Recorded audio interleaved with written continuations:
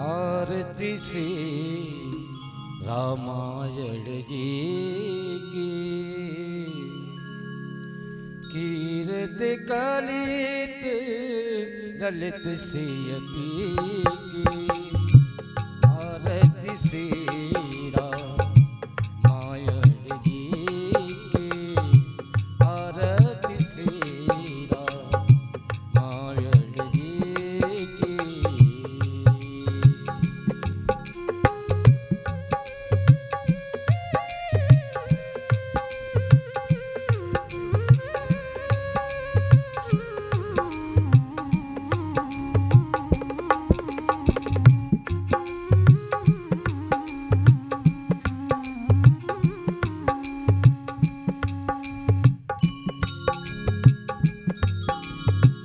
गावत ब्रह्मा दिक मुनि नारद वाल्मीकि ज्ञान विशारद सुख सनकाद शिशु और शारद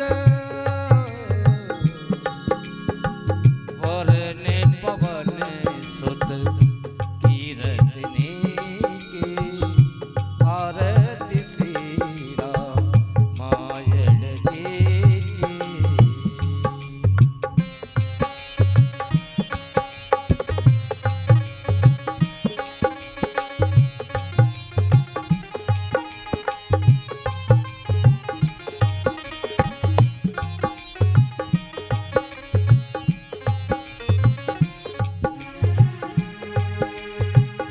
गावत वेद पुराने अष्टदश छो सात सब ग्रंथन कोरस मुनि जन धन संतन को सर्वस सारे अंश सौ पद सब ही की आरती श्री रामायण जी की।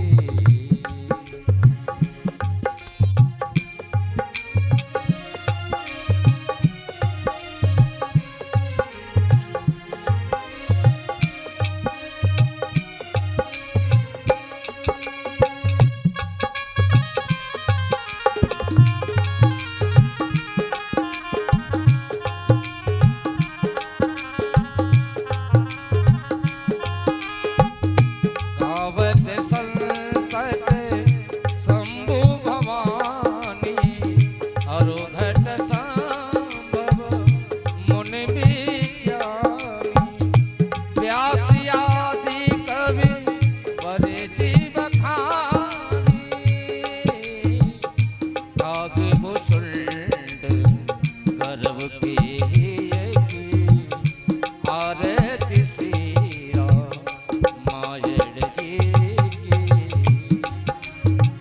कले मले हरण विषय रस पीकी सुभग शिकार मुक्त जुवती की दलन रोगी भव पूरी अभी की ताते माते सब विधि तुलसी की आरती श्री रामायण जी की।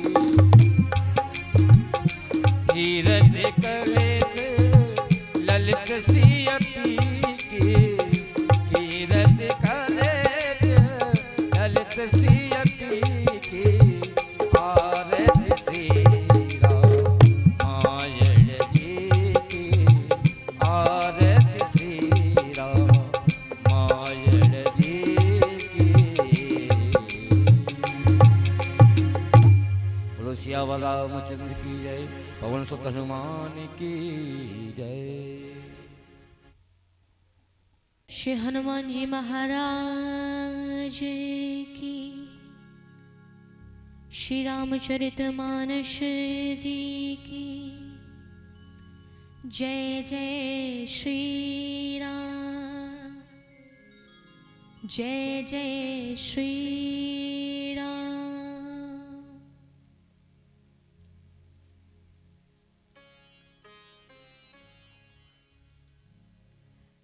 श्री गणेशाय नमः। श्री परमात्मने नमः। ओम सरस्वते नमः। वर्णानामैथ संघाना रसानां छन्दसामपि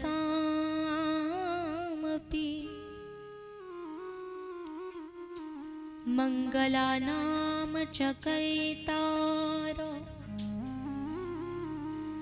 वन्दे वाणी विनायक।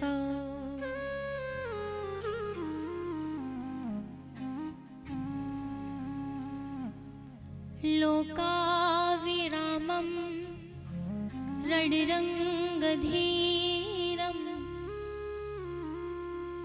राजीवनेतं रघुवंशनाथं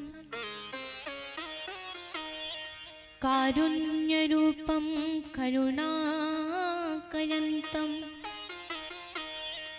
श्रीरामचन्द्रं शरणं प्रपद्ये।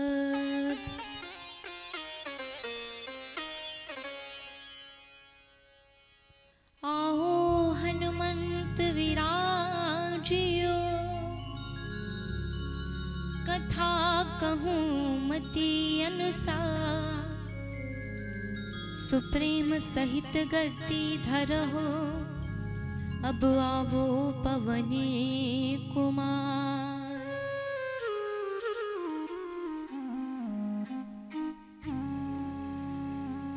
गुरुर्ब्रह्मा गुरुर्विष्णु गुरुर्देव महेश्वरा गुरुर्साक्षात् परं ब्रह्म तस्मै श्री गुरुवे नमः।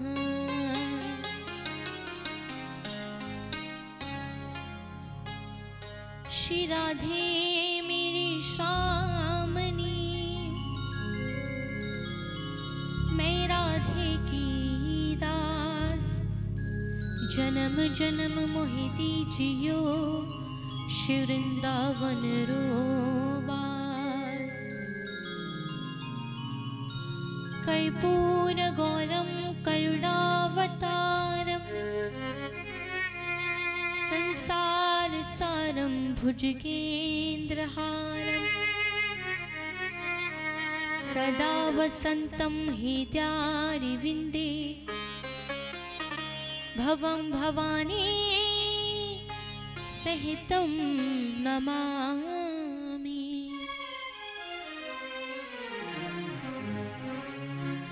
त्वमेव माता च पिता त्वमेव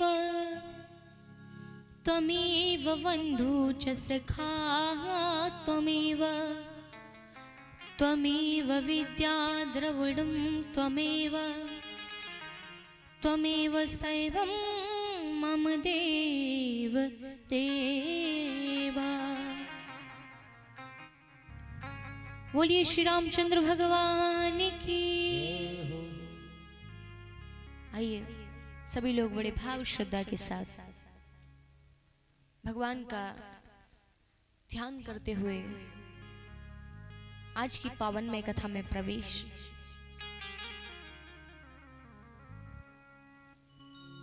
श्री रामचंद्र कृपालु भज मन हरण भव भय दारुणम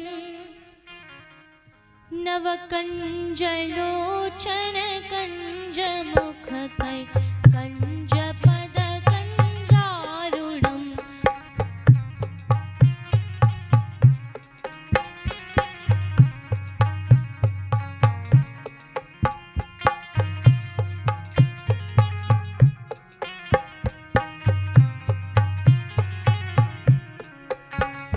श्री रामचंद्र कृपालु भज मन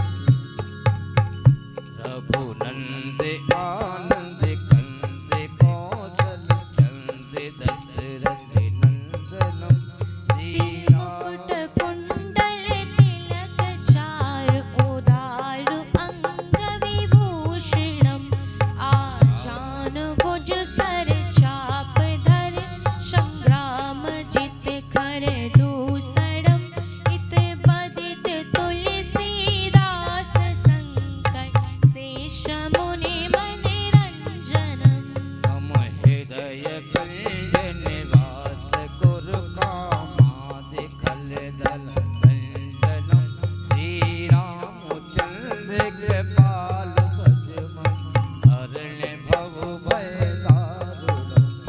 मन चाहिरा जो मिलहि सोबर सहज सुंदर सावरो करुणा निधान सुजान शील स्नेह जानत रावरो। श्री रामचंद्र कृपाल भज मन हरण भव भय दारुणम। नव कंज लोचन कंज मुख कर कंज पद कंजारुणम।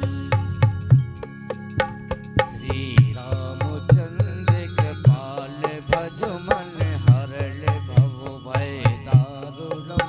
नव कंज लोचन कंज मुख कर कंज पद कंजारुणम।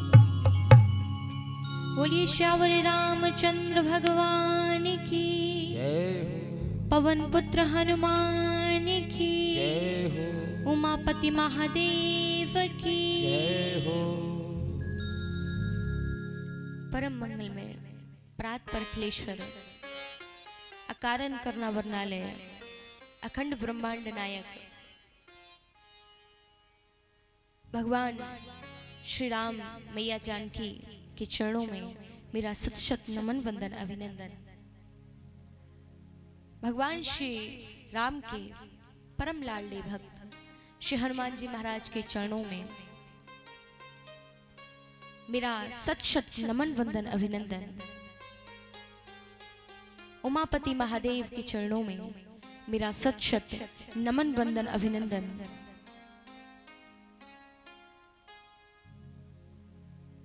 इस लता पताओं के समस्त निवास कर रहे सभी देवी देवताओं को मेरा सत शत नमन वंदन अभिनंदन। यहाँ पर उपस्थित सभी श्रोताओं को बहुत बहुत अभिनंदन वंदन। संगीत पर साथ दे रहे सभी सहयोगी भाइयों का बहुत बहुत अभिनंदन वंदन स्वागत। परम सौभाग्य का विषय कि आप हम सभी भगवान की चर्चा कहने और सुनने के लिए यहाँ पर एकत्रित हुए हैं। भगवान की चर्चा जब श्रवण करने के लिए मिलती है, ये हमारे कई जन्मों के भाग्य जब उदय होते हैं तब ये सुअवसर हमें प्राप्त होता है। और आज वही सुअवसर आप हम सभी को प्राप्त हुआ है। आप हम सभी श्री राम कथा का श्रवण पान करने जा रहे हैं, लेकिन कथा को श्रवण करने से पहले हम उस कथा के महात्म्य को जानेंगे, महत्व को जानेंगे। किस कथा को सुनने से क्या होता है, ये कथा की रचना किसने की, ये कथा हम तक किसने पहुंचाई, ये सब कुछ हम जानेंगे। क्योंकि कहा जाता है कि बिना जाने कभी किसी से प्रेम नहीं हो सकता,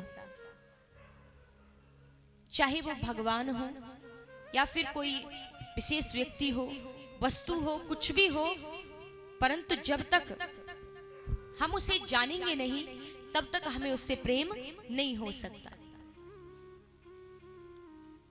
जाने बिनु ना होए प्रतीति और बिन प्रतीत होत ना ही प्रीति। बिना जाने कभी भी प्रेम नहीं हो सकता। इसलिए अगर भगवान से प्रेम करना है तो इन कथाओं के माध्यम से जानना पड़ेगा कि भगवान क्या है, कौन है। जब हम जानेंगे तब भगवान को प्रेम कर पाएंगे। उसी प्रकार से इस कथा के महत्व को जब जानेंगे तब हमें इस कथा से प्रेम होगा और इस कथा को सुनने से क्या लाभ मिलता है वो हमें पता पड़ेगा। और आज का व्यक्ति तो ऐसा है कि बिना मतलब के, बिना लाभ जाने श्वास भी नहीं लेता। अगर भगवान उससे ये कह दे कि तू श्वास ले या मत ले, तू जीवित रहेगा, तो व्यक्ति श्वास लेना भी बंद कर दे। महाराज काहे को इतना समय व्यर्थ करना। तो आज की व्यक्ति की प्रवृत्ति ऐसी है। तो इसलिए पहले जानना है कि इस कथा को क्यों सुनना चाहिए और इस कथा की रचना किसने की। वैसे तो देखिए, ये जो रामचरितमानस की कथा आप हम सभी श्रवण करने जा रहे हैं, इसे अपनी भाषा में रामायण कहते हैं। इस कथा की जो ज्यादातर लोग जानते हैं कि इस कथा को गोस्वामी तुलसीदास जी ने लिखा है, लेकिन गोस्वामी तुलसीदास जी ने मात्र इस कथा को लिखा है, उन्होंने रचना नहीं की है। और रचना करने में और लिखने में बहुत अंतर होता है। लिखना उसे कहते हैं कि हमने किसी की बात सुनी और उसे छपा दिया, लेकिन रचना करना अपने मन से जो हम रचित करते हैं, जो हमारे भाव होते हैं वो हम प्रकट करते हैं, वो रचना होती है। तो इस कथा की जो रचना की है, कई लोग यही जानते हैं कि ये रचना गोस्वामी तुलसीदास जी के द्वारा हुई है, परंतु ऐसा नहीं है। इस कथा की रचना भगवान शिव के द्वारा हुई है।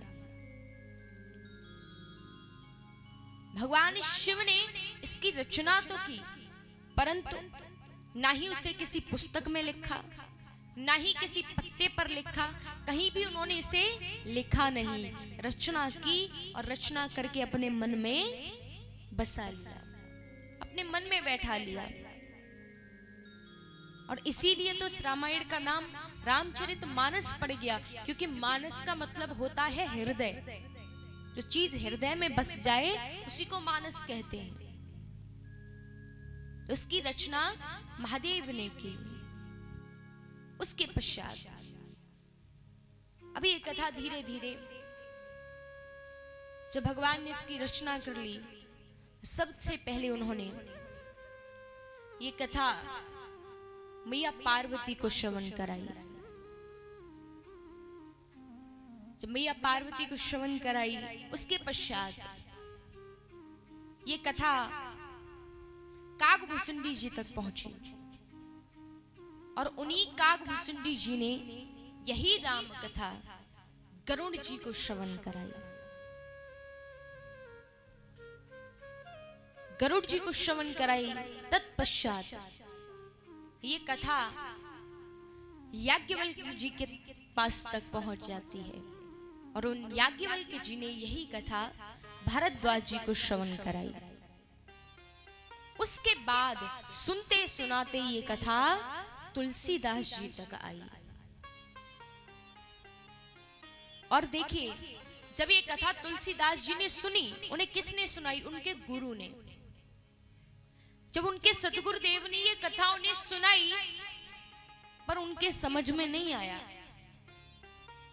एक बार सुनाई, दो बार सुनाई, तीन बार सुनाई, चार बार सुनाई, लेकिन उनके समझ में कुछ नहीं आया। और जब कुछ भी समझ में नहीं आया, परंतु फिर भी सुनते जा रहे हैं। और तुलसीदास जी बहुत छोटे थे। और देखिए, आजकल बड़ों बड़ों की समझ में नहीं आती है, छोटे की तो आप बात छोड़िए। तो जब समझ में नहीं आई, धीरे धीरे समय बीता, अवस्था बड़ी हुई। और जब अवस्था बढ़ी तो उनको वो राम कथा थोड़ी सी समझ में आ गई, बस थोड़ी सी। और जो थोड़ी सी समझ में आई, उन्होंने इंतजार नहीं किया कि मुझे पूरी राम कथा समझ में आए। उन्होंने जितनी समझी उतनी कथा को लिख दिया। और जितनी कथा को उन्होंने समझकर लिखा है, वही हम और आप आज पढ़ रहे हैं, गा रहे हैं। वही कथा है जो उनके लिए मात्र थोड़ी है, लेकिन आज के व्यक्ति के लिए बहुत ज्यादा है।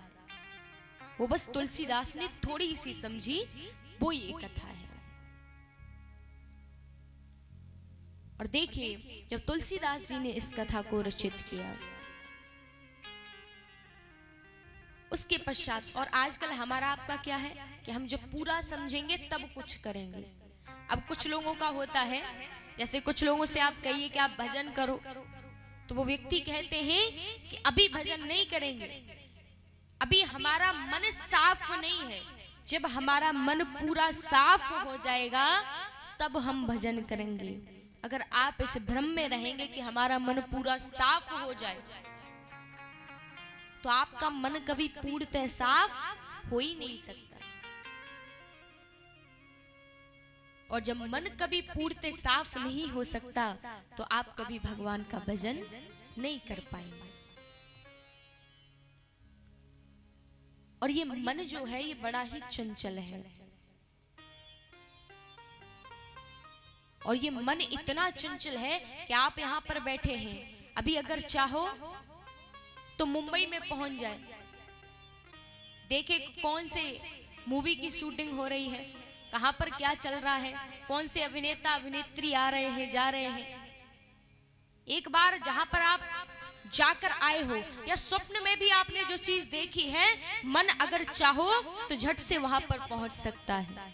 वैसे तो सबसे तेज जो गति है वो वायु की है, परंतु अगर वायु से भी कोई तेज चलता है तो वो हमारा मन है। और इसलिए कहा भी जाता है ये मन बड़ा चंचल है, कैसे तेरा भजन करूं। ये मन बड़ा चंचल है, कैसे तेरा भजन करूं। जितना इसे समझाऊं, जितना इसे समझाऊं, उतना ही मचल जाए भगवन तेरे चरणों की। रज धूल ही मिल जाए भगवन तेरे चरणों की, भगवन तेरे चरणों की, भगवन तेरे चरणों की। गर धूल जो मिल जाए भगवन तेरे चरणों की, गर धूल जो मिल जाए तो सच कहती हूँ भगवन, सच कहती हूँ भगवन। मेरी तकदीर बदल जाए भगवन तेरे चरणों की, भगवन तेरी चरणों बोली रामचंद्र भगवान की।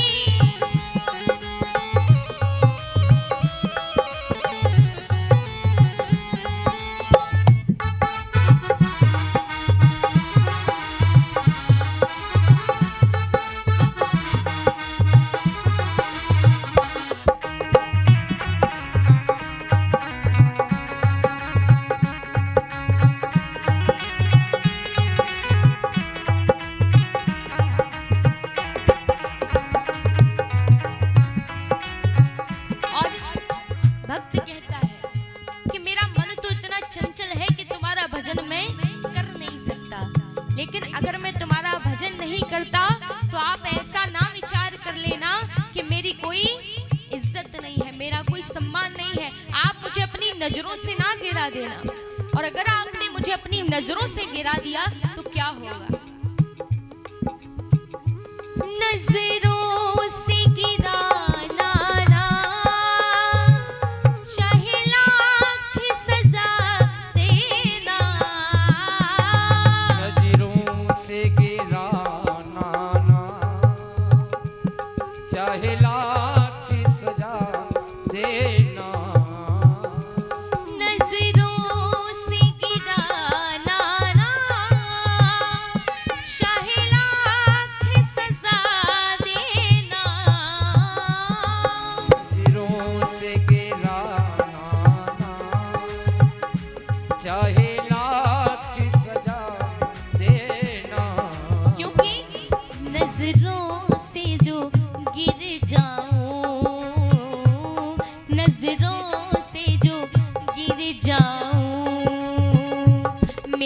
जान निकल जाए, नजरों से जो गिर जाऊं, नजरों से जो गिर जाओ, मेरी जान निकल जाए, भगवन तेरे चरणों की, भगवन तेरे चरणों की गर धूल ही मिल जाए, भगवन तेरे चरणों की। सभी लोग ताली सेवा करते हुए भाव से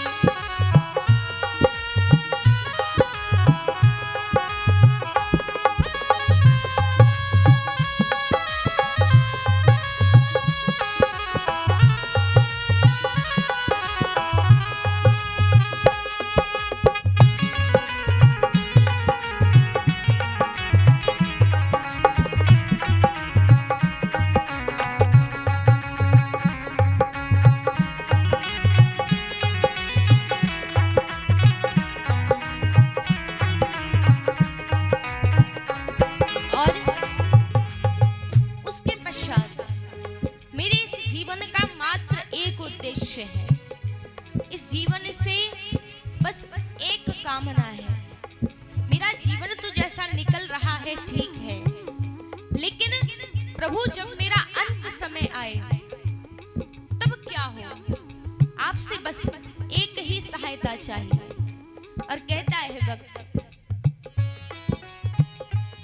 जब अंत समय आए, मेरे सामने तुम आओ,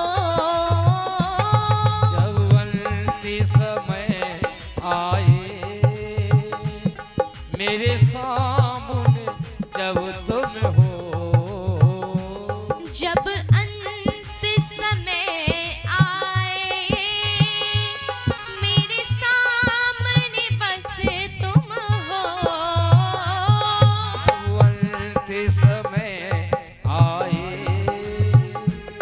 मेरे सामने जब तुम हो, और तुम सामने हो मेरे, तुम सामने हो मेरे, मेरी जान निकल जाए, तुम सामने हो मेरे, मेरी जान निकल जाए, भगवन तेरे चरणों की, भगवन तेरे चरणों की, गर धूल ही मिल जाए,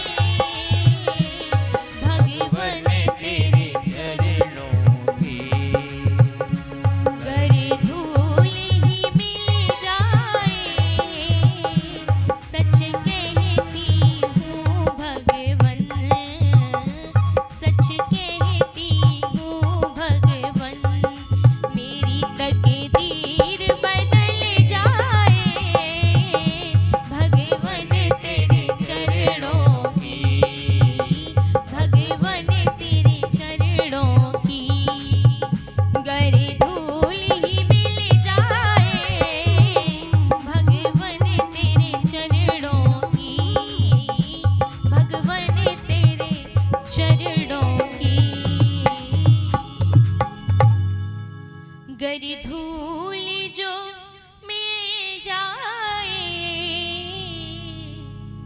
सच कहती हूँ भगवन, मेरी तकदीर बदल जाए, भगवन तेरे चरणों की। किसी भी परिस्थिति में, किसी भी प्रकार से भगवान का भजन करिए, क्योंकि कहा जाता है ना, भाव को भाव अलख आलस हूँ, नाम जपत मंगल दिसद साहू। हर प्रकार से आलस्य हो, समस्याएं हो, कुछ भी हो, हर परिस्थिति में भगवान का नाम लेना चाहिए। और चाहे कैसी भी परिस्थिति हो, अगर आप भगवान का नाम लेंगे तो बुरी से बुरी परिस्थितियां टल जाती हैं। लेकिन आजकल व्यक्ति क्या करता है महाराज, जब दुख आया तो व्यक्ति दौड़ कर गया मंदिर में, प्रभु ये दुख कैसे आ गया, कृपा करो ये दुख दूर हो जाए। भगवान ने कृपा कर दी, चलो भक्त है। और जैसे ही दुख दूर हुआ, सुख आया। अब भक्त ना देखे कि कहां मंदिर और कहां भगवान। और आज के व्यक्ति की सबसे बड़ी गलती यही है, दुख में सुमिरन ना करे, सुख में दुख में सुमिरन सब करे, और सुख में करहि न कोई। और जो सुख में सुमिरन करहि, तो दुख काहे को हो। अगर हम दुख में सुमिरन करते हैं, वही सुमिरन हम सुख में करने लग जाएं, तो भगवान को दुख देने की आवश्यकता ही नहीं पड़ेगी। लेकिन व्यक्ति विचार करता है कि अब तो दुख चला गया, अब तो सुख आ गया। लेकिन कभी भी ये नहीं भूलना चाहिए कि अगर आज सुख है तो कल उसके पीछे दुख आएगा, और अगर आज दुख है तो कल उसके पीछे सुख आएगा। व्यक्ति कहता है कि दुख बुरा होता है, लेकिन अगर देखा जाए तो दुख से ज्यादा हानिकारक तो सुख होता है। क्योंकि जब दुख आता है और जब दुख आकर जाता है तो वो क्या देकर जाता है, सुख। दुख जब जाता है तो सुख देकर जाता है, लेकिन वही सुख जब जाता है तो दुख देकर जाता है। दुख सुख को लाता है, लेकिन जो सुख होता है वो दुख को लाता है। कैसी भी परिस्थिति हो, कभी भी भगवान को भुलाना नहीं चाहिए। लेकिन आजकल अगर कुछ अच्छा काम हो जाए तो हमने किया, और अगर बुरा हो जाए, अरे भगवान की इच्छा थी सो हो गया। और जब तक भगवान सुख देते रहे तब तक भगवान की तरफ नहीं देख रहे। एक बार एक छत पर व्यक्ति खड़ा था और एक व्यक्ति नीचे खड़ा था। तो ये छत पर व्यक्ति खड़ा था, उसे नीचे वाले व्यक्ति से बात करनी थी। तो उस ऊपर वाले ने क्या किया, एक सिक्का लिया और ऊपर से नीचे फेंक दिया। जब वो सिक्का नीचे आया, लेकिन नीचे वाले व्यक्ति ने वो सिक्का उठाकर जेब में रखा, पर ऊपर की तरफ नहीं देखा। और जब ऊपर की तरफ नहीं देखा, अब ऊपर वाले ने विचार किया, चलो कोई बात नहीं, अभी तो एक ही सिक्का फेंका है। ऊपर वाले ने फिर से दूसरा सिक्का फेंका, वो दूसरा सिक्का भी नीचे वाले ने उठाकर जेब में रख लिया, पर ऊपर वाले की तरफ नहीं देखा। बार बार ऊपर से सिक्का फेंके, लेकिन वो नीचे वाला व्यक्ति सिक्का उठाकर तो जेब में रख ले, पर ऊपर की तरफ ना देखे। अब ऊपर वाला भी कब तक सहन करेगा कि वो ऊपर से सिक्का फेंक रहा है और नीचे वाला ऊपर को देख ही नहीं रहा है। उसने भी विचार किया ऐसे नहीं देखेगा, तो वैसे तो ऊपर वाला जो सिक्का था वो इधर उधर फेंकता था। इस बार क्या किया कि उस ऊपर वाले ने सिक्का फेंका और सीधा उसकी चांद में आकर लगा। और जैसे ही आकर के लगा, अब इतनी ऊंचाई से अगर सिक्का नीचे कोई फेंकेगा तो कितनी जोर से लगेगा। और जैसे ही आकर सिर में लगा, सिक्का तो भूल गया, पहले ऊपर की तरफ देखा कौन है, और ऊपर वाले पर चिल्लाने लगा। अब ऊपर वाला कहता है सिक्के तो मैंने पहले भी फेंके थे, मगर पहले तूने ऊपर की तरफ नहीं देखा। ये ऊपर वाला कौन है और नीचे वाला कौन है, और ये सिक्का क्या है? महाराज, ये जो ऊपर वाला है ना, ये परमात्मा है, भगवान है। और ये जो नीचे वाला है ना, ये हम और आप हैं, मनुष्य। जब भगवान ऊपर से सिक्का रूपी सुख फेंकते हैं ना, तो हम भगवान की तरफ नहीं देखते, उसे उठाकर अपनी जेब में रख लेते हैं। लेकिन जब बार बार सुख आ रहे हैं और आप भगवान को देख ही नहीं रहे, तो भगवान को भी क्रोध आ जाता है। और जब भगवान को क्रोध आ जाता है तो वो फेंक करके सिक्का हमारे सर में मारते हैं, यानी कि एक दुख दे देते हैं। और जैसे ही दुख देते हैं तो व्यक्ति बस भगवान का नाम जाप करने लगता है, फिर उसे भगवान के अलावा कोई सहारा नहीं दिखता। तो इसलिए जब भगवान सुख रूपी सिक्के फेंके तभी देख लीजिए, तो दुख रूपी सिक्के फेंकने की आवश्यकता ही नहीं पड़ेगी। इस प्रकार से हमें हर परिस्थिति में भगवान का नाम लेना है। और ये जो राम कथा आप श्रवण करने जा रहे हैं, ये कथा हमें जीवन जीना सिखाती है कि हमें जीवन कैसे जीना चाहिए, हमारा जीवन कैसा होना चाहिए।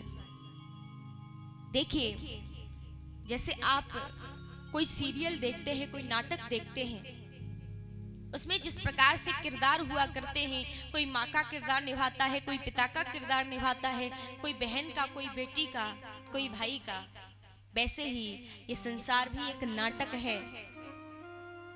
और ये जो टीवियों पर नाटक आते हैं, इसे बनाने वाले छोटे मोटे व्यक्ति हैं, लेकिन इस संसार को जिसने बनाया है वो बहुत बड़ा है। और वही इस नाटक को बनाता है, किसे कैसे चलना है, किसे क्या करना है वो बताता है। तो देखिए, इसको नाटक समझकर ही हमें निभाना है। जिसे भाई का किरदार निभाना है वो उसे अच्छे से निभाए, माँ का अपना किरदार है वो उसे अच्छे से निभाए। सारे किरदार निभाने हैं, लेकिन इस नाटक को हकीकत नहीं मान लेना है। जो नाटक समझकर निभाता है वो कभी ठोकर नहीं खाता, लेकिन जो इसे हकीकत समझ लेता है बस वही व्यक्ति ठोकर खाता है। इसलिए ये कथाएं बनाई गई हैं। इन कथाओं को सुनकर हम भगवान के प्रति अग्रसित हों, भगवान से जुड़ें। तो प्रथम दिवस में जो राम कथा है उसमें भगवान शिव की चर्चा आती है। और जब भगवान शिव की चर्चा आती है, अब देखिए, जो व्यक्ति पहले दिन कथा सुनने नहीं आएगा उसे दूसरे दिन से कथा समझ में नहीं आएगी कि किसने किसे सुनाई, क्यों सुनाई, कुछ पता नहीं पड़ेगा। लेकिन जो व्यक्ति पहले दिन आएगा वो बस ये विचार करेगा कि राम कथा में शिव कथा चल रही है, परंतु वास्तविकता में राम कथा का प्राकट्य शिव कथा से होकर ही जाता है। शिव कथा से होकर ही हम श्री राम कथा में प्रवेश करते हैं। तो भगवान शिव मैया पार्वती को कथा श्रवण करा रहे हैं, कागभूषणी जी गरुड़ जी महाराज को कथा श्रवण करा रहे हैं, याज्ञवल्क्य जी महाराज भारद्वाज जी को कथा श्रवण करा रहे हैं। और यही राम कथा तुलसीदास जी बहुत संतों को श्रवण करा रहे हैं, और वही कथा आज हम सब श्रवण कर रहे हैं। तो भगवान शिव बताते हैं,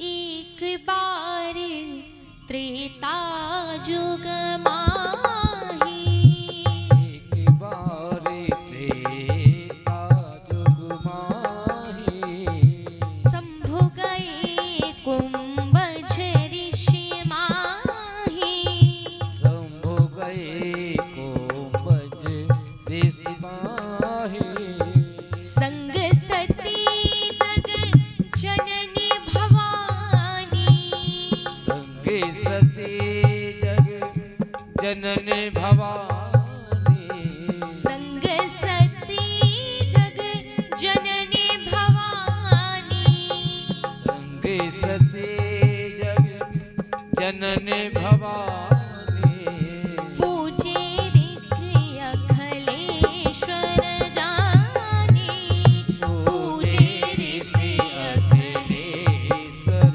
मानी,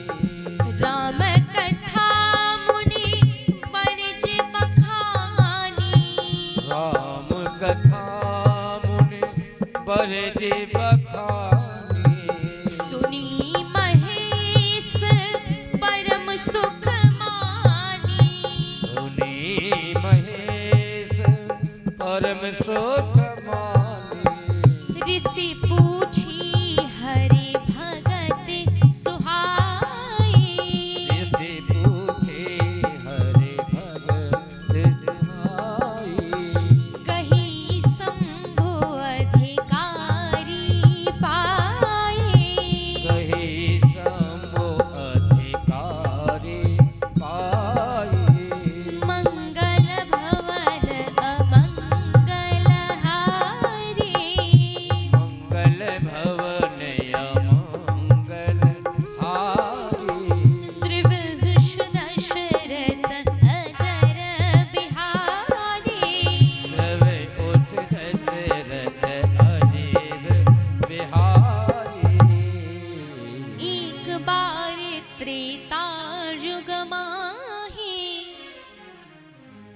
त्रेता युग का समय था और त्रेता युग के समय भगवान शिव मैया सती के साथ में शंभु गए कुंभजर सिपाही। कुंभज ऋषि के आश्रम पर जाते हैं। संग सती जग जननी भवानी, माता सती साथ में है। और जब भगवान शिव और मैया सती आश्रम पर जाते हैं तो कुंभज ऋषि अपने आसन पर विराजित थे। जब आसन पर विराजित थे और जैसे ही भगवान शिव और मैया सती को देखा तो कुंभज ऋषि अपने आसन से खड़े हुए और खड़े होकर के बाबा को और मैया को प्रणाम करने लगे। जब भगवान को प्रणाम किया, लेकिन यहाँ मैया सती के मन में संशय उत्पन्न हो गया। संशय यानी शंका।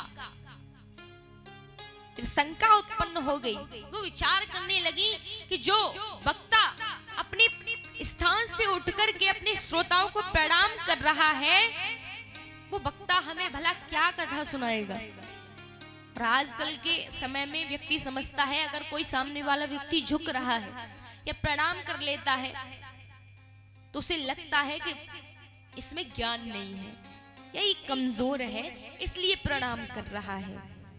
परंतु ऐसा बिल्कुल नहीं है। देखिए, भगवान श्री कृष्ण जो थे वो जब भी कहीं से अपनी द्वारिका नगरी में लौटते थे, वो द्वारिका के राजा थे, लेकिन जब भी वह बाहर से अपनी द्वारिका नगरी में लौटते थे तब वे अपने माता पिता वसुदेव जी और माता देवकी के चरणों में साष्टांग लेट जाते थे, साष्टांग प्रणाम करते थे। पर वो तो भगवान है और द्वारिका के राजा है, फिर भी वो उनके चरणों में झुकते हैं, क्योंकि भगवान स्वयं कहते हैं कि अगर आपको लगता है कि झुकना गलत है तो मैं आपको एक बात बता दूं कि आप एक जगह जाना और ऐसा वृक्ष देखना जिस पर खूब फल लगे हो, खूब हरा भरा हो,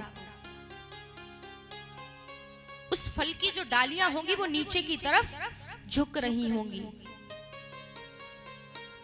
लेकिन आप एक सूखे वृक्ष के पास जाना जिस पर कोई पत्ती नहीं है, कोई फल नहीं है, वो सूखा का सूखा सीधा का सीधा खड़ा रहेगा, वो झुकने का नाम नहीं लेगा। और अगर आप उसे झुकाने की कोशिश भी करोगे तो वो टूट जाएगा परंतु झुकेगा नहीं।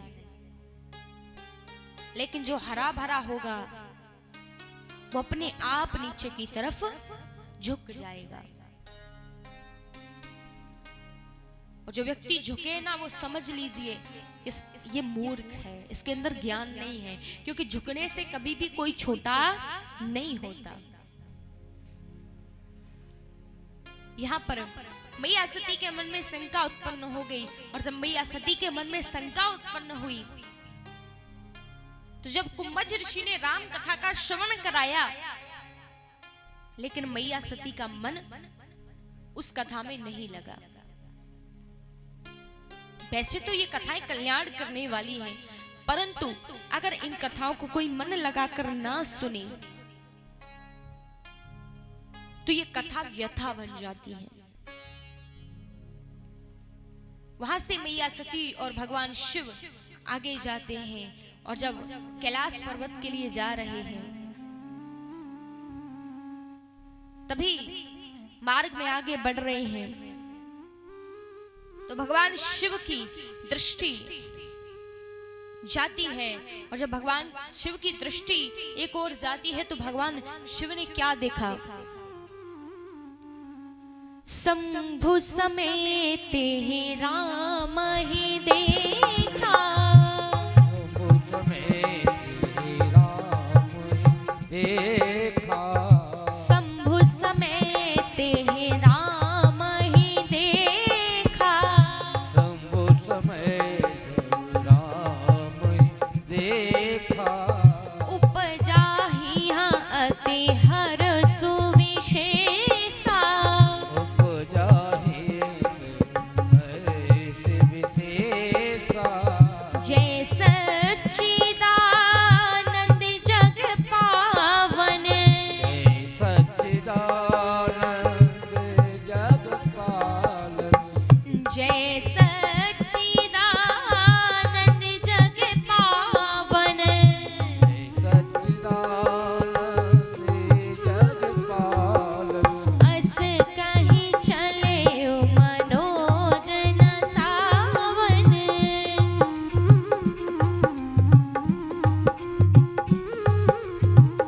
हरि अनंत हरि कथा अनंता, हरि अनंत हरि कथा अनंता, कहाँ ही सुनहि बहुविधि सब संता,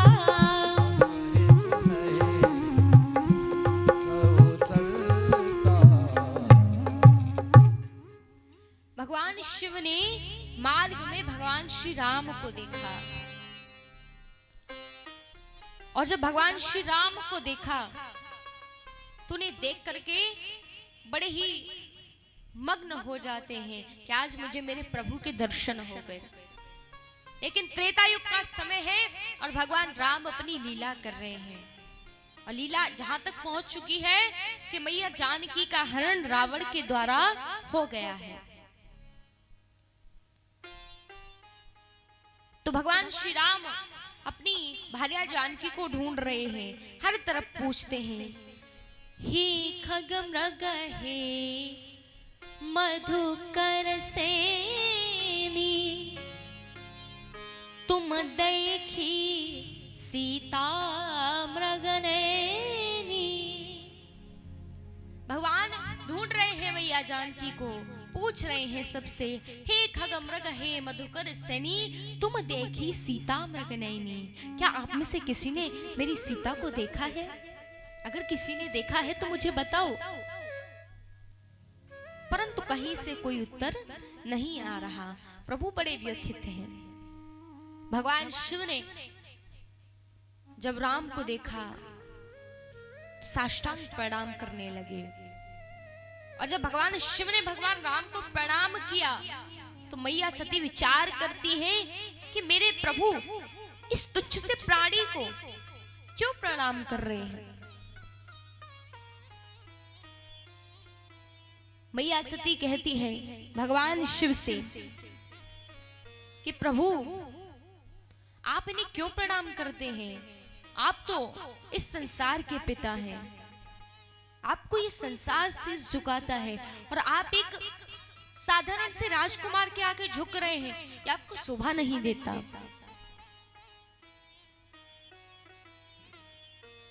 मैया कहती है कि प्रभु आप मुझे इस बात का कारण बताइए कि आपने इन्हें प्रणाम क्यों किया, ये कौन है?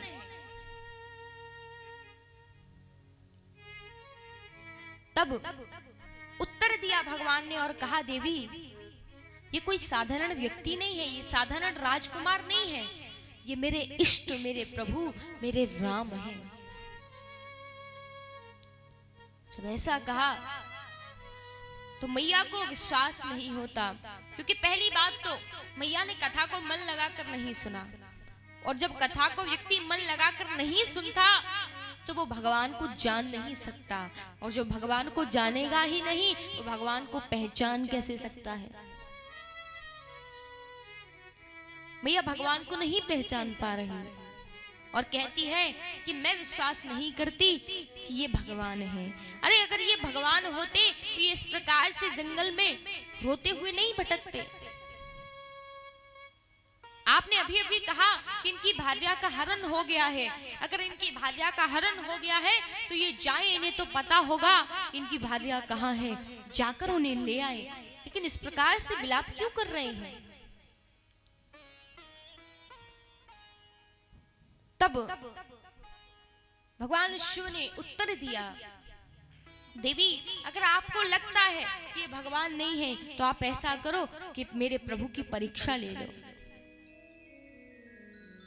और जब परीक्षा लेने के लिए कहा, और कहा जाता है महाराज कि संत की, अनंत की, सदग्रंथ की और मंत्र की, इन चार की कभी परीक्षा नहीं लेनी चाहिए। लेकिन मैया सती भगवान राम की परीक्षा लेने के लिए आगे जाती हैं। जब भगवान राम की परीक्षा लेने आगे बढ़ी, विचार कर रही है कि कैसे परीक्षा लूं, कैसे पता करूं कि भगवान है या कोई साधारण मनुष्य है। पुण्य पुण्य हृदय विचार करे, धर सीता करे रूप, आगे होई चल पंथ तेहि, जेहि आवहि सुरभू।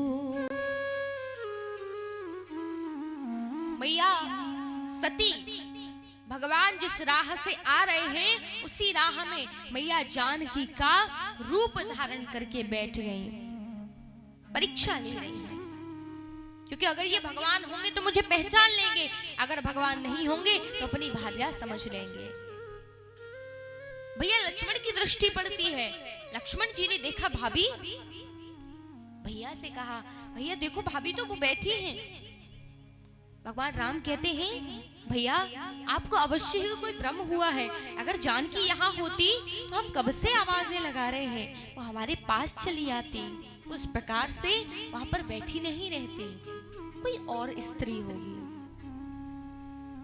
लेकिन भैया लखन कहते हैं कि भैया मेरी आंखें कभी धोखा नहीं खा सकती, मैं अपनी भाभी माँ को बहुत अच्छे से पहचानता हूँ, बहुत अच्छे से जानता हूँ।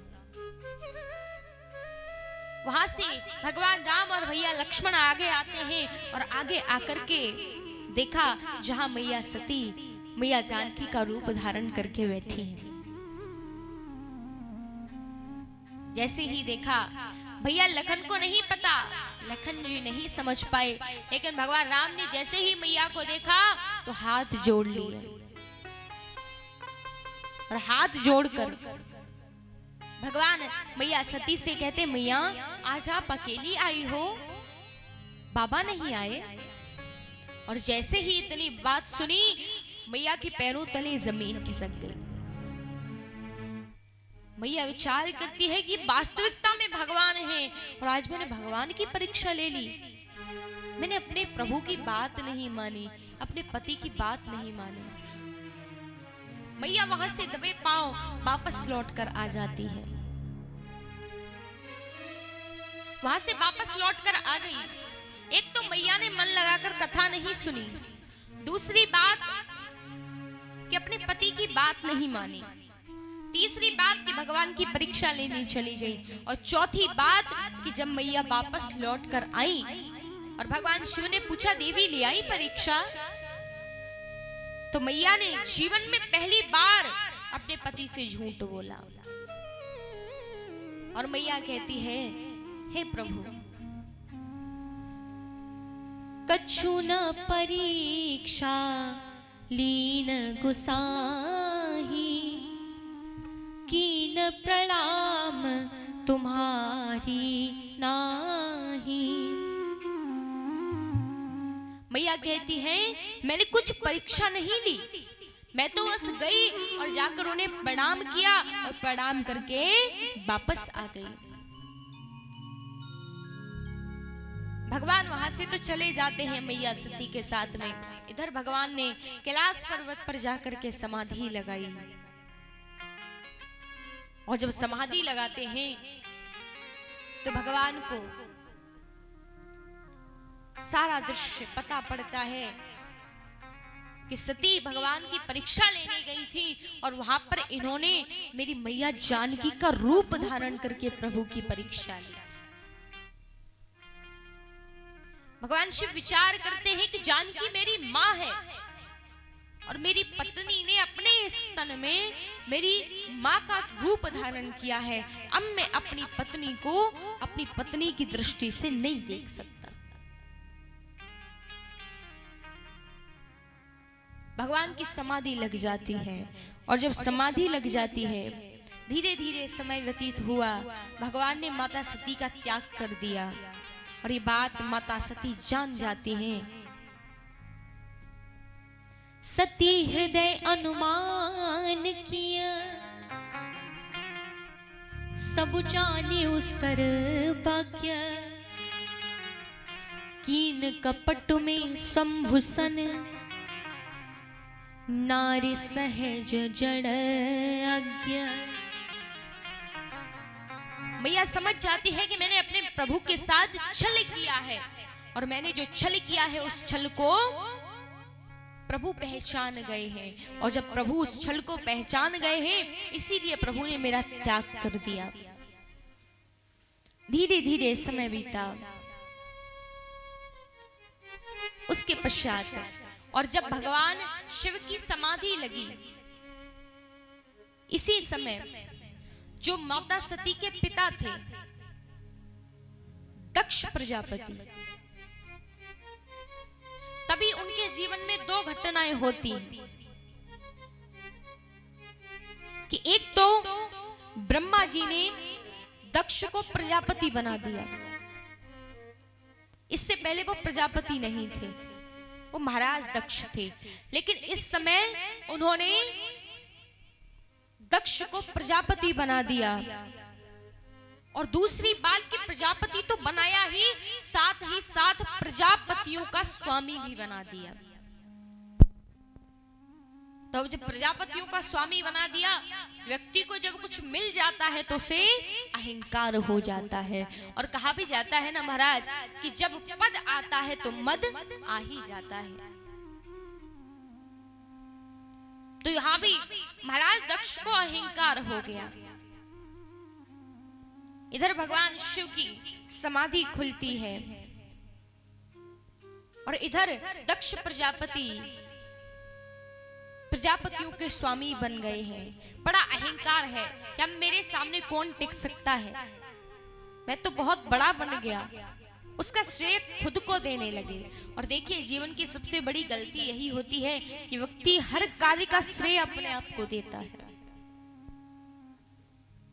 अगर वही व्यक्ति भगवान की कृपा समझकर हर चीज को अपनी झोली में डाल ले, उसे स्वीकार कर ले, तो कभी भी वो अपने जीवन में धोखा नहीं खाएगा। लेकिन व्यक्ति को जब कुछ भी प्राप्त होता है तो उसे लगता है कि मेरे कारण मुझे मिला है, और जब वो अपने आप को उसकी वजह बनाने लगता है तो उस व्यक्ति के अंदर अहंकार आ जाता है। लेकिन जो भक्त होते हैं उनके अंदर कभी अहंकार नहीं आता, और वो कहते हैं कि प्रभु मेरे पास जो भी है वो बस आपकी कृपा से है, मेरे पास मेरा कुछ भी नहीं है, जो भी आपने दिया है वो सब आपकी कृपा है। और भक्त कहता है कि हे प्रभु, आइए सभी लोग बड़े भाव के साथ, मेरा आपकी कृपा से सब काम हो रहा है, कहते हो तुम प्रभु जी मेरा नाम हो रहा है, कहते हो तुम प्रभु जी मेरा नाम हो रहा है। आइए सब लोग बड़े भाव के साथ। मेरा आपकी कृपा से सब काम हो रहा है। मेरा आपकी कृपा से सब काम हो रहा है। कहते हो तुम कन्हैया, कहते हो तुम कन्हैया, मेरा नाम हो रहा है। मेरा आपकी कृपा से सब काम हो रहा है। मेरा आपकी कृपा से सब काम हो रहा है।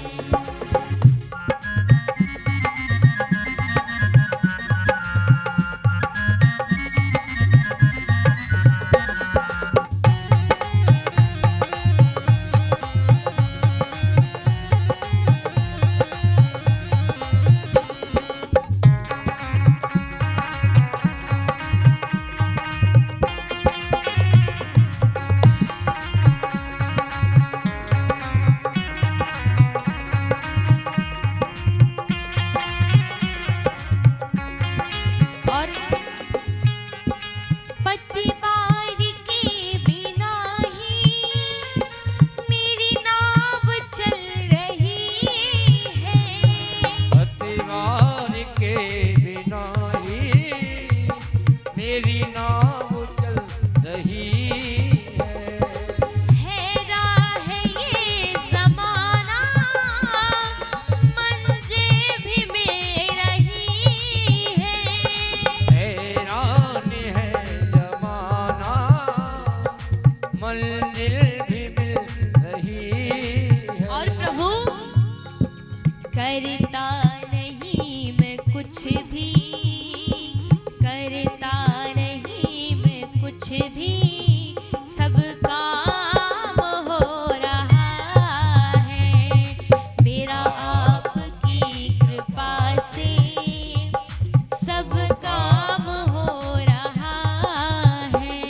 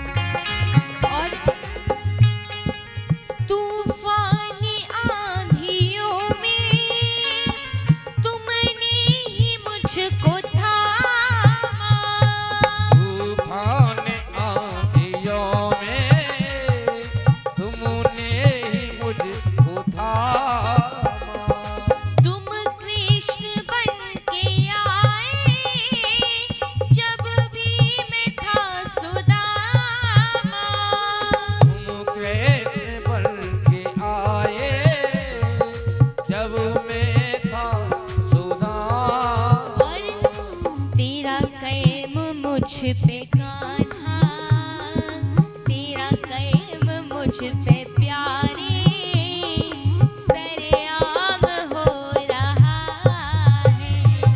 मेरा आपकी कृपा से सब काम हो रहा है।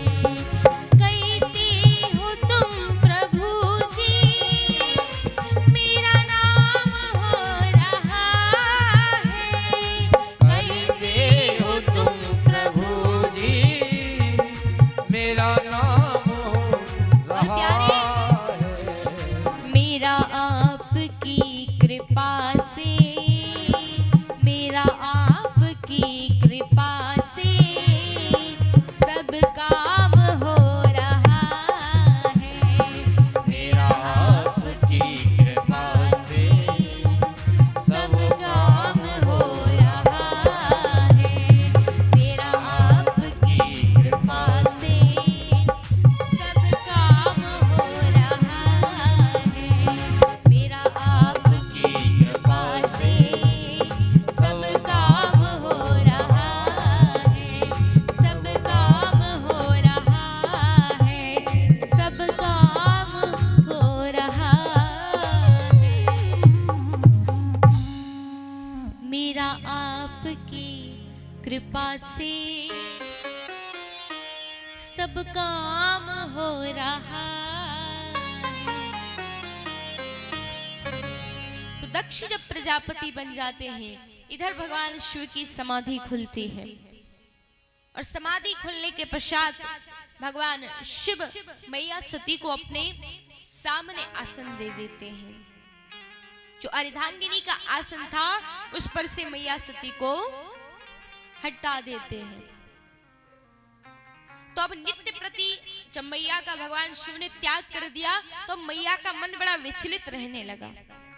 तो मैया का मन विचलित ना हो, लगा रहे, इसलिए भगवान शिव मैया को नित्य प्रति नई नई कथाएं श्रवण कराते हैं। और जब भगवान मैया को नई नई कथाएं श्रवण कराते हैं तो एक बार भगवान जब मैया को कथा श्रवण करा रहे थे तभी मैया की दृष्टि जाती है आकाश की ओर। और जब आकाश की ओर दृष्टि गई, मैया ने देखा कि सभी देवी देवता बड़े ही प्रसन्न होकर, बड़े मग्न होकर नृत्य करते गाते कहीं जा रहे हैं। और इतना प्रसन्न पहले कभी भी देवताओं को नहीं देखा। मैया भगवान शिव से पूछती है, प्रभु ये सब देवता कहाँ जा रहे हैं? भगवान शिव ने कहा, देवी आपको क्या करना है, कहीं भी जा रहे हैं? मैया कहती है, देखिए देवी देवताओं में हम भी आते हैं, परंतु ये सब जा रहे हैं और हम नहीं जा रहे। हम इसीलिए पूछ रहे हैं कि सब आखिर जा कहाँ रहे हैं जहां पर हम नहीं जा रहे। तो भगवान कहते हैं, देवी वैसे तो मैं आपको बताना नहीं चाहता था, परंतु अगर आप नहीं मान रही तो मैं आपको बता दूं कि ये सभी देवी देवता आपके पिता दक्ष प्रजापति के यहाँ पर जा रहे हैं। और जैसे ही मैया ने सुना कि मेरे पिता के यहाँ पर जा रहे हैं, मैया पूछती है कि मेरे पिता के यहाँ क्या है, ये सब वहां क्यों जा रहे हैं? तो भगवान ने उत्तर दिया और कहा, देवी आपके पिता के यहाँ पर यज्ञ हो रहा है। मैया कहती है कि मेरे पिता के यहाँ पर यज्ञ है परंतु मुझे ही नहीं बुलाया। तब भगवान शिव ने उत्तर देते हैं और कहते हैं, देवी आपको तो वैसे बुलाते, परंतु आप हमारी पत्नी हैं और उनका हमसे थोड़ा बैर है, इसलिए आपको भी नहीं बुलाया। बोले आपका कौन सा बैर है? तो भगवान बताते हैं कि एक बार ब्रह्मा जी की सभा आयोजित हुई थी। उस सभा में सभी देवी देवता आए थे, परंतु तब तक आपके पिताजी नहीं आए। हमने बहुत इंतजार किया, जब बहुत देर तक नहीं आए तो हम भगवान का भजन करने लगे, और जब भजन करने लगे तभी आपके पिताजी आ गए, तो हम अपने आसन से उठकर खड़े नहीं हो पाए। इसी बात का उन्हें बुरा लग गया और तब से वो हमसे उसी बात का बैर निभा रहे हैं। इसी कारण से उन्होंने आपको भी नहीं बुलाया। मैया कहती है, स्वामी हम मानते हैं कि नहीं बुलाया, पर हम जाएंगे तो जरूर। देखिए महाराज, वैसे कहीं बिना बुलाए जाना नहीं चाहिए, क्योंकि कहा जाता है कि अगर आप कहीं भी बिना बुलाए जाएंगे तो इसमें आपका ही सम्मान कम होता है।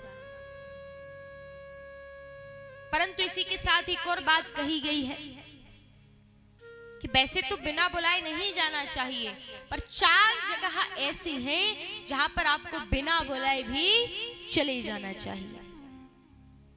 कौन कौन सी 4 जगह? पहली, पिता के यहां। अगर आपको पिता के यहां ना बुलाया जाए फिर भी आप वहां पर जा सकते हैं। दूसरी, अपने स्वामी के यहां पर। स्वामी के यहां से एक बार के लिए निमंत्रण ना आए तो चला जाना चाहिए। तीसरा, गुरु के यहां पर बिना निमंत्रण पत्रिका के ही चला जाना चाहिए। और चौथा, अपने मित्र के यहां पर। इन 4 जगहों पर बिना बुलाए चला जाना चाहिए। तो मैया सती कहती है कि स्वामी, ये भी तो उन्हीं 4 जगहों में से एक जगह है, यानी मेरे पिता का घर। और पिता के यहाँ बिना बुलाए भी चले जाना चाहिए, इसलिए हम अवश्य जाएंगे। भगवान शिव बहुत समझाए, परंतु मैया सती नहीं मानती। और जब मैया सती नहीं मानी तो भगवान विवश हो गए, और भगवान ने विवश होकर के मैया को जाने का आदेश दे दिया। परंतु भगवान जानते थे कि सती अगर एक बार चली जाएंगी तो लौटकर वापस कभी नहीं आएंगी। भगवान ने आदेश दे दिया जाने का।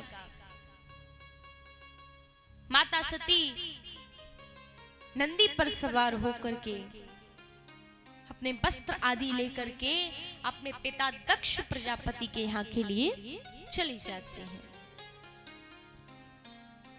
और महाराज जब अपने पिता के यहाँ के लिए चली जाती हैं, जैसे ही पहुंचती हैं, प्रवेश किया, और जब प्रवेश किया, मैया की जो बाकी बहनें थी उनसे भेंट होती है। किसी ने सम्मान नहीं किया, लेकिन मैया को बुरा नहीं लगा। वहां से और आगे बढ़ी, मां मिलती है, पर मां तो ऐसी होती है कि उसकी संतान चाहे कैसी भी हो, किसी भी परिस्थिति में आए, पर वो अपनी संतान से कभी भी कोई द्वेष भावना, कोई बैर नहीं रख पाती। यहां पर माता सती की कोई गलती नहीं है, लेकिन बाकी सब उनसे बैर निभा रहे हैं। पर अगर कोई बैर नहीं निभा रहा है तो वो उनकी मां है। और देखिए संसार में ऐसा होता है कि संसार में आपसे हर व्यक्ति बैर निभा सकता है, परंतु कभी आपकी मां आपसे बैर नहीं निभाएगी। चाहे आप अपनी मां के लिए कितना भी कुछ कर दीजिए, कितना भी गलत करिए, कितने भी धक्के मार कर निकाल दीजिए, लेकिन मां एक ऐसी है जो कभी आपको ठुकरा नहीं सकती। पर कष्ट की बात तो ये होती है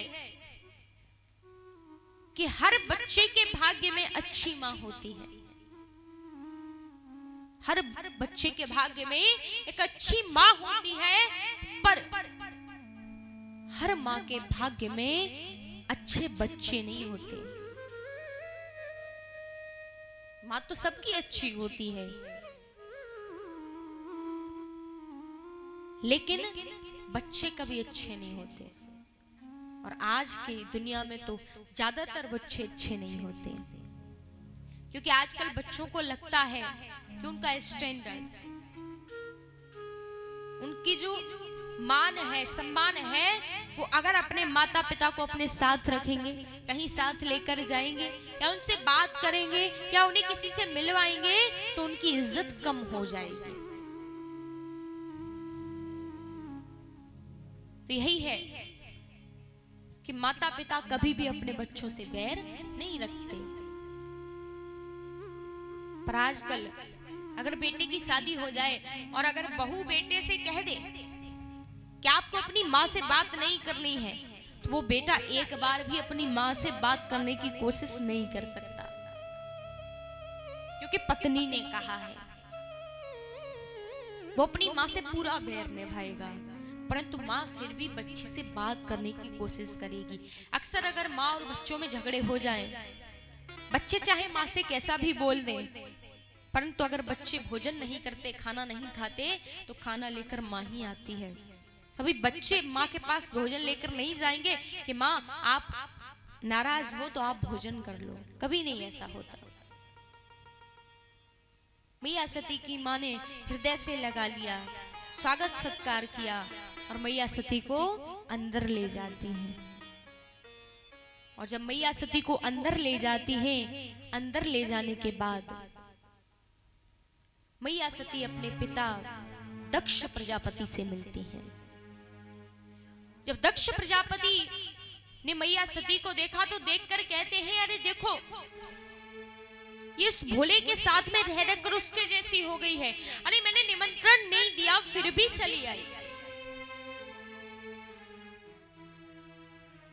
और जब ऐसा कहा फिर भी मैया सती ने कोई उत्तर नहीं दिया। विचार करती है, पिताजी हैं, अभी क्रोध में है इसलिए बोल रहे हैं, जब क्रोध शांत हो जाएगा तो अपने आप उनका व्यवहार बदल जाएगा।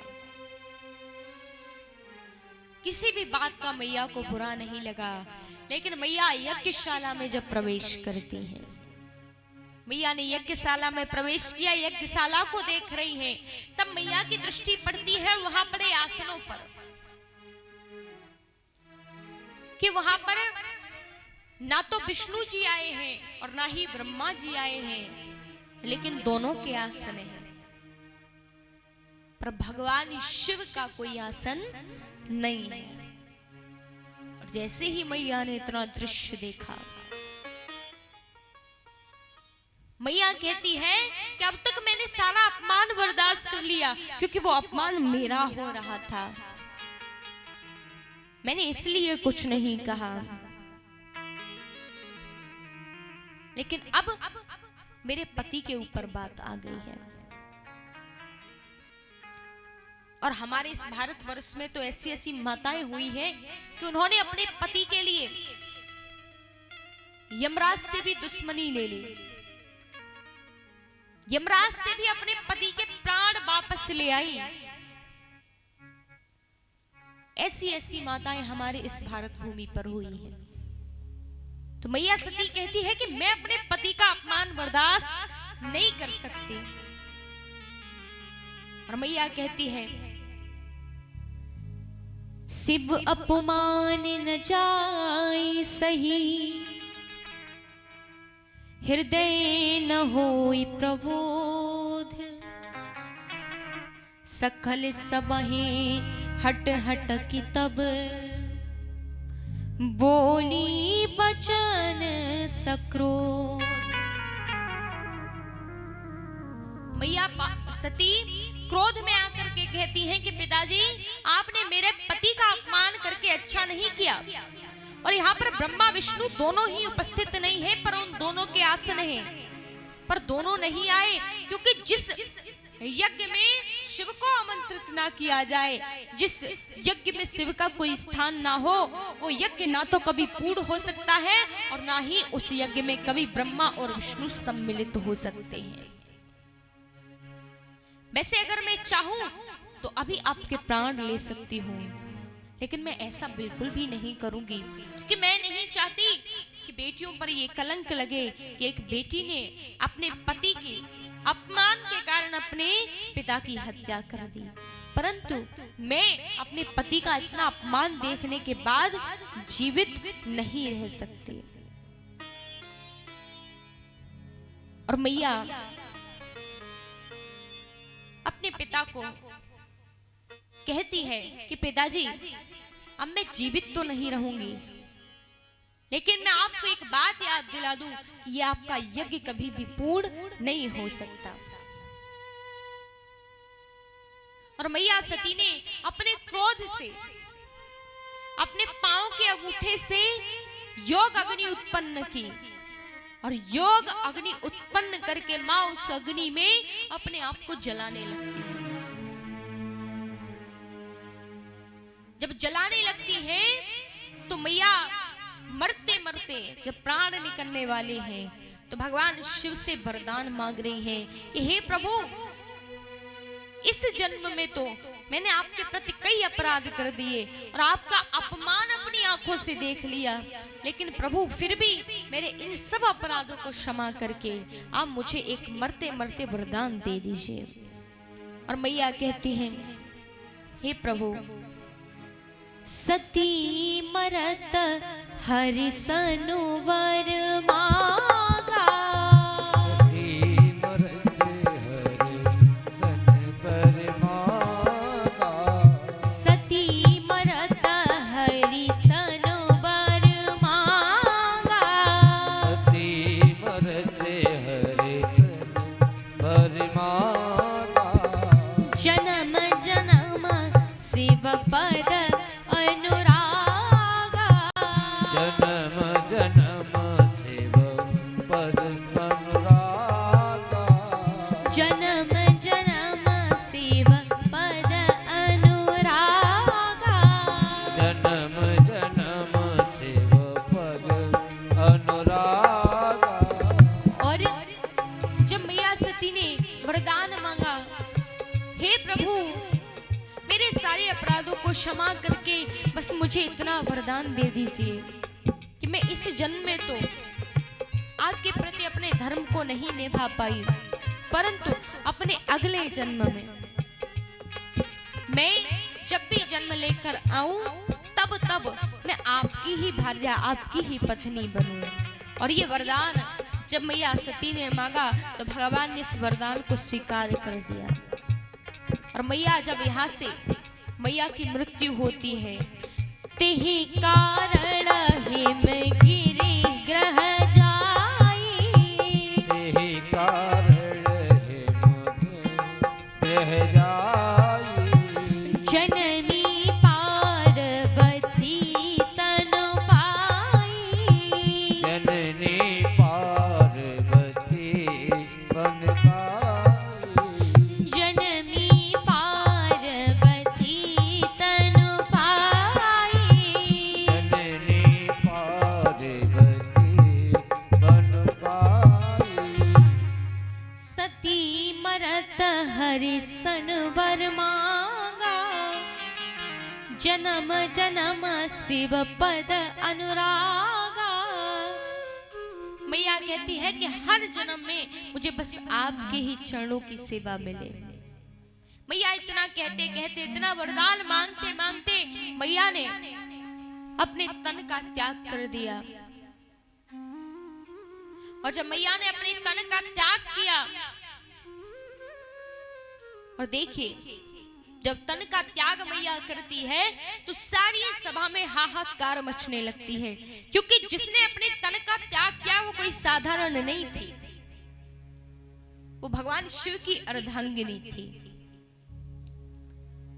अब सबको ये डर सता रहा है कि जब भगवान शिव को पता पड़ेगा तो इसका परिणाम क्या होगा। इधर भगवान के कुछ गण वहां पर उपस्थित थे, वो वहां से दौड़ते हैं, दौड़कर भगवान शिव के पास पहुंचे और जाकर के कहा, प्रभु, मैया ने अपने तन का त्याग कर दिया है। और जैसे ही प्रभु ने सुना, प्रभु को क्रोध आया, और जैसे ही क्रोध आया प्रभु ने अपनी जटा को उखाड़ दिया। जटा से एक राक्षस उत्पन्न होता है, उस राक्षस को कहा कि जाओ और जाकर के दक्ष प्रजापति की यज्ञ का विध्वंस कर दो और उसकी गर्दन को उसके तन से अलग कर दो। वहां से वो राक्षस जाता है, जाकर के यज्ञ का विध्वंस किया और दक्ष प्रजापति के सर को उसके धड़ से अलग कर दिया। जब सर को उसके धड़ से अलग कर दिया, यज्ञ अधूरा रह जाता है। यहाँ भगवान शिव आते हैं। भगवान शिव ने आकर के मैया सती के सबको अपने हाथों पर ले लिया, और जब मैया सती के सबको अपने हाथों पर ले लिया, वहां से उस सब को लेकर प्रभु जाने लगते हैं। देवताओं ने विचार किया कि पता नहीं भगवान कहां तक जाएंगे, तो भगवान नारायण ने अपना सुदर्शन छोड़ दिया और सुदर्शन ने आकर के मैया के तन के टुकड़े टुकड़े कर दिए, और जहां जहां मैया के तन के टुकड़े गिरे वहां वहां शक्तिपीठ बनकर तैयार हो गए। और उन शक्तिपीठों में सबसे ज्यादा जो शक्तिशाली शक्तिपीठ अगर माना जाता है तो वो है कामाख्या देवी। इस प्रकार से शक्तिपीठों की रचना होती है। उसके पश्चात इधर भगवान शिव का क्रोध शांत होता है। क्रोध शांत होने के पश्चात दक्ष प्रजापति के बकरे का सर लगाया जाता है और बकरे का सर लगाकर उस यज्ञ को पूर्ण करते हैं। क्योंकि महाराज अगर एक बार धर्म का कार्य आरंभ होता है तो उसका अंत होना भी निश्चित है, उसे विराम भी करना है। धर्म का कार्य कभी भी विराम हुए बिना नहीं रहना चाहिए। तो इस प्रकार से यज्ञ को पूर्ण करते हैं और मैया सती अपने तन का परित्याग करती हैं। उसके पश्चात जब क्रोध भगवान को आया तो भगवान ने जो अपनी जटा से राक्षस उत्पन्न किया, उस राक्षस को एक वरदान भी है कि वो राक्षस मात्र भगवान शिव की संतान के द्वारा ही मारा जाएगा। तो अब वो जो राक्षस है उसे पता है कि मैं ऐसे नहीं मर सकता, तो उसने अब दैत्यों को छोड़ करके देवताओं पर ही प्रहार करना आरंभ कर दिया। अब उसका अंत तो तब होगा जब भगवान शिव के संतान की उत्पत्ति होगी। इसके पश्चात भगवान शिव तप करने बैठ जाते हैं। यहां से आगे की कथा कल श्रवण कराई जाएगी और यहां से आगे की कथा में भगवान शिव का विवाह होगा और किस प्रकार से इस शिव चरित्र से हम श्री राम कथा में प्रवेश करेंगे, तो ये कथा कल श्रवण कराई जाएगी। आइए एक मीठा सा भजन, उसके पश्चात आरती। बोलिए रामचंद्र भगवान की। आइए सभी लोग मीठी मीठी तालियों के साथ।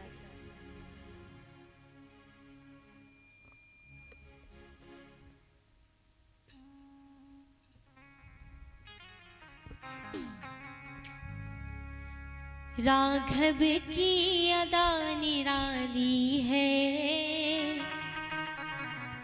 राघव की अदा निराली है, दिल छीन लिया इसने मेरा। राघव की अदा निराली है, छीन लिया इसने मेरा। राघव की अदा निराली है, दिल छीन लिया इसने मेरा।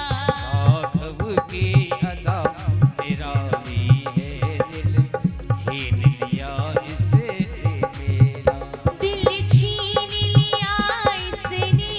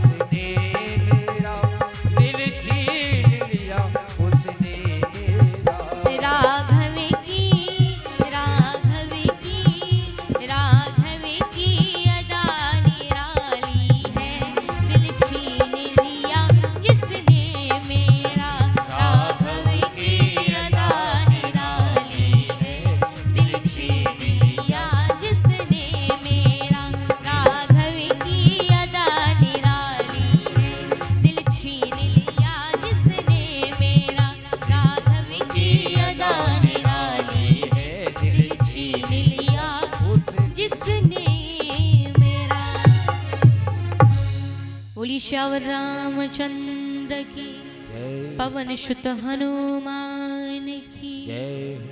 कृष्ण कन्हैया लाल की। हे राजा राम तेरी आरती उतारूं, हे राजा राम तेरी आरती उतारूं।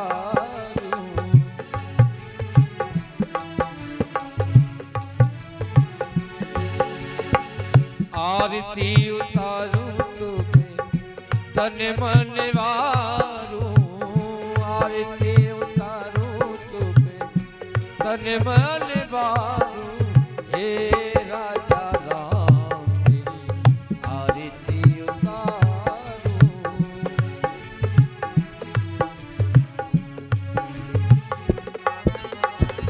कनक सिंहासन राजत जोरी, दशरथ नंदन जनक किशोरी, दशरथ नंदन जनक किशोरी। युगल छवि को सदा निहारूं, हे राजा राम आरती उतारूं।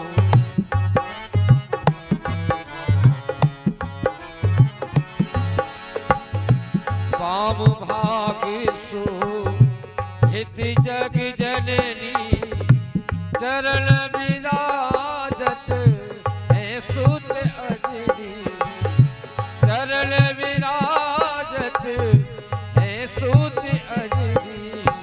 खिले चरणों में जीवन वारूं, हे राजा राम आरती उतारूं।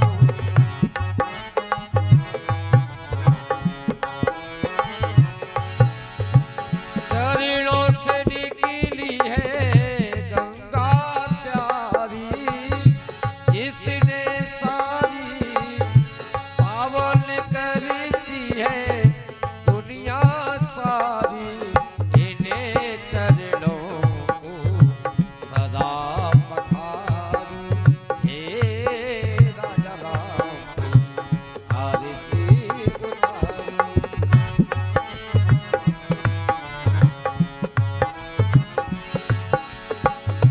आरती हनुमत के मन भावे, राम कथा नित शिव जी गावे, राम कथा नित शिव जी गावे। मैं सुने सुन निज जन्म समारूं, हे राजा राम आरती उतारूं। आरती उतारूं तुझे तन मन वारूं, आरती उतारूं तुझे तन मन वारूं। हे राजा राम तेरी आरती उतारूं, हे राजा राम तेरी आरती उतारूं। बोलो श्यावर रामचंद्र की जय, पवन सुत हनुमान की जय।